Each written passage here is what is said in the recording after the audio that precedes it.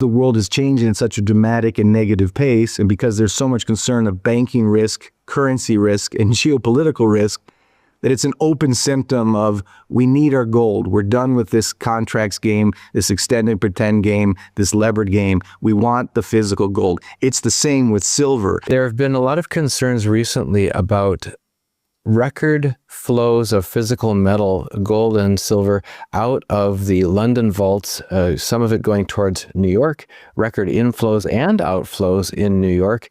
And wanted first to, I think we touched base briefly with you on that about a month ago, but if we could get your latest observations on that phenomenon and people's concern about what it means if it seems to appear that it's like near the end of a game of musical chairs where everyone's suddenly grabbing for a chair. What are your thoughts on that? Yeah, this is a really important topic. I've been traveling a lot this year, and I was in a symposium down in Cape Town. I was obviously at the VRIC where I bumped into Andy Scheckman, another mutual good friend, and certainly Andy. We saw him in January. He tracks these flows very, very well to the decimal point, really, and it's a topic that's not just important about gold price movement, but really what it's saying about the condition of the world. So it's a very important question, and it's a topic I've spoken a lot about in the last few months, but really I've been writing about since 2020, 2021, this thing called the COMEX, or these exchanges, and what does it mean when flows come in and out of the COMEX exchange, out of the LBMA banks, these big bullion banks? What does it really do?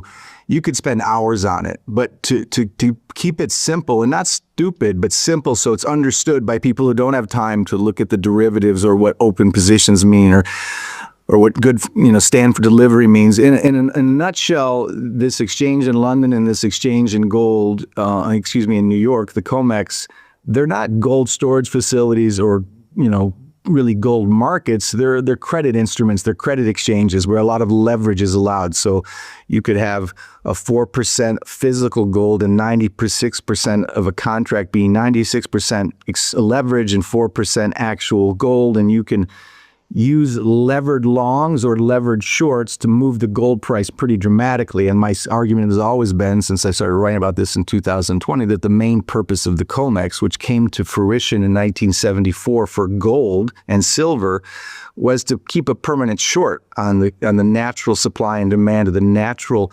price of gold and silver. The vast majority of contracts on the COMEX, for example, are long gold, long silver. So you would think if that's true, if the number of contracts are long, then the price of gold should be long. They use futures or forward contracts to set these prices.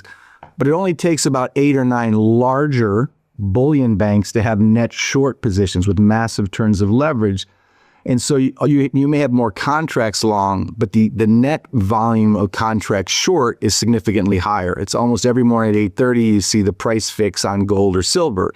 And it's not a conspiracy theory. Anyone who understands the commodities market or these exchanges knows that it's legalized price fixing on the COMEX since 1974.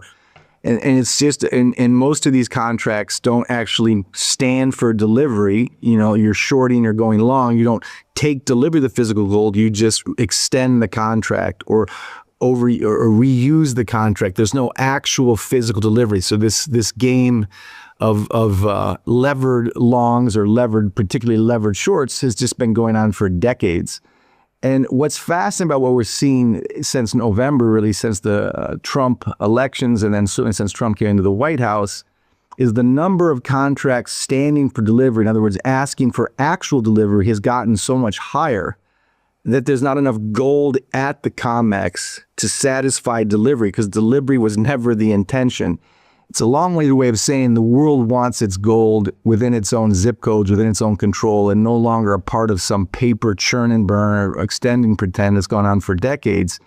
And the reason they want that physical gold and that physical silver is the world is changing at such a dramatic and negative pace, and because there's so much concern of banking risk, currency risk, and geopolitical risk, that it's an open symptom of we need our gold. We're done with this contracts game, this extend and pretend game, this levered game. We want the physical gold. It's the same with silver. It's actually in some ways more of an interesting story, which we can get into. But to try and make it simple, again, for people who can certainly spend hours in the complexity of this, and there's some who know very little about it, the COMEX ran out of physical gold and silver to meet its contracts because its contracts now want delivery rather than just extend and pretend and leverage shorts, which causes a problem. In my opinion, the 400 metric tons of gold, for example, that came from London to New York since November and counting has really been there because the COMEX in New York didn't have enough physical gold to meet its delivery obligations to the counterparties.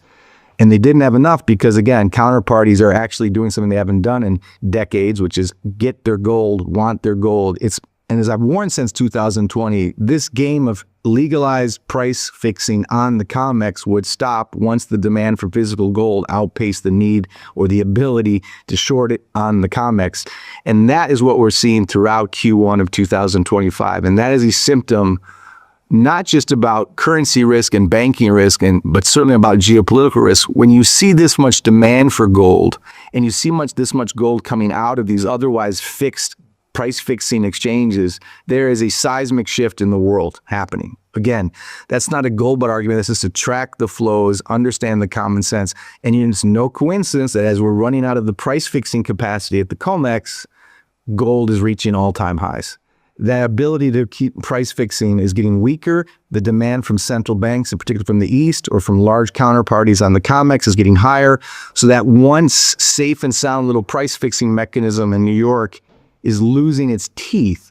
And the reason you're seeing inflows into the COMEX to fill the demand and outflows to fill the delivery contracts is actually just more and more of the case. It's not like the COMEX is reloading its gold and silver to continue its price fixing. It's just trying to meet delivery, good for delivery contracts.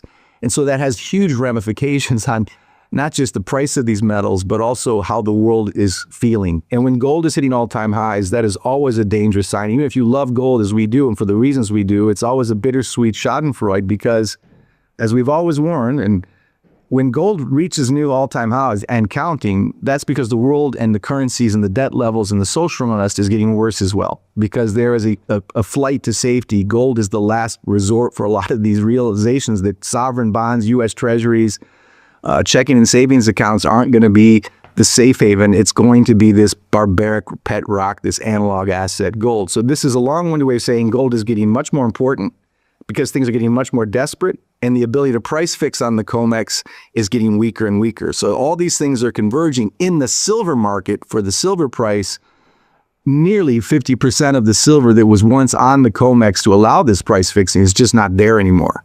It's just not there. So you can't price fix silver as much, and there are massive bullion bank short positions right now, and they're naked shorts. That means they borrowed this gold to short the position. Short means bet against the price.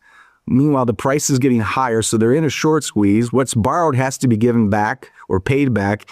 They're going to have to cover those shorts with silver they don't have, or it's going to be much more expensive. And when that short squeeze comes to fruition, and it's in the process of that, the price in silver just on the short squeeze is happening in these bullion banks should be dramatic. The other thing, again, about silver, looking at the COMEX is just one way to kind of predict the trouble these counterparties are in, because there's just not enough silver there to continue the price fixing game.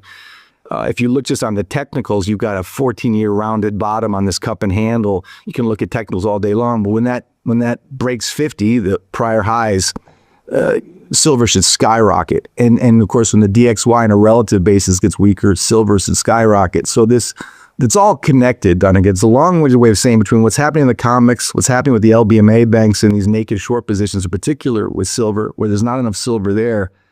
Natural laws of supply and demand are fighting against these old-fashioned systems using forward or derivative contracts to price fix. That's all getting weaker and weaker as the world is getting more and more indebted, desperate, geopolitically worried, as more and more fears rise socially, again, economically, politically, and just on U.S. sovereign bonds or European sovereign bonds. The world is realizing what we've been warning for years, not the end of the dollar, not the end of the U.S. Treasury, but a move away from it, because the issuers of these sovereign bonds aren't as trusted anymore, especially since we weaponized that in 2022.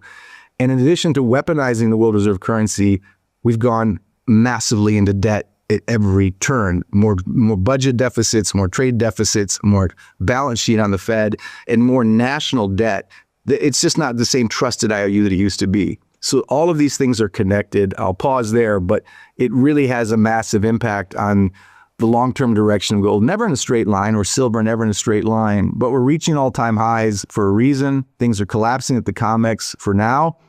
There's not enough gold and silver to continue what they were doing for decades since I was born, basically.